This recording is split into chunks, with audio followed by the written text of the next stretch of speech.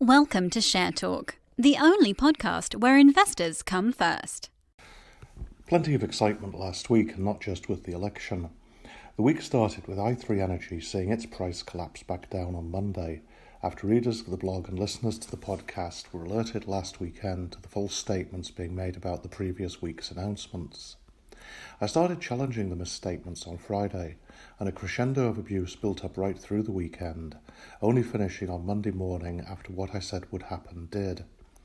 Most of this was from those promoting the false interpretations of i3's announcements, but some was from genuine investors who, having been deceived and bought the shares, now wanted to believe the lies.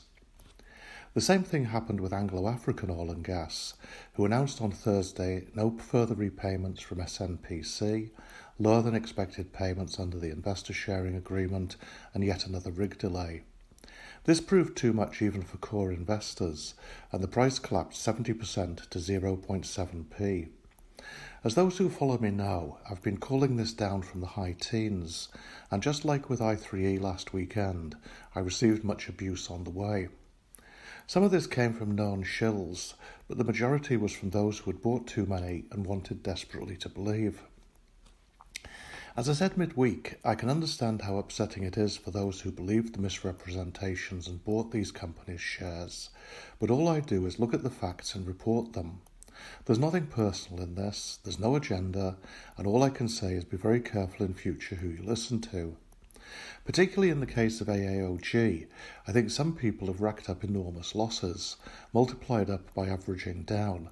And if it's any consolation, some parties are looking to try to put together an investor group with 5% plus to call an EGM and remove the directors. I understand there could be a good case to recover damages from previous and current directors, plus the company's professional advisors. Back to more normal news, Predator Oil and Gas announced that it has entered into a rig option agreement. They have until 31 January 2020 to finalise a legally binding contract. No word yet as to how they will finance this, although they do say that it creates a catalyst to attract drilling partners if required. They already have a convertible loan note outstanding, so my view would be do nothing here until financing news is released. United Oil and Gas returned from suspension on Monday, possibly not the best of days with Tullow Oil's simultaneous announcement of its difficulties.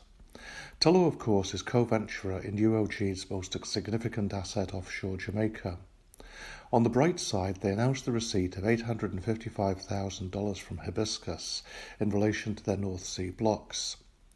Unfortunately, their Egypt acquisition from Rockhopper Exploration turns out to be being financed at 3p, which is nearly half the price of their last placing.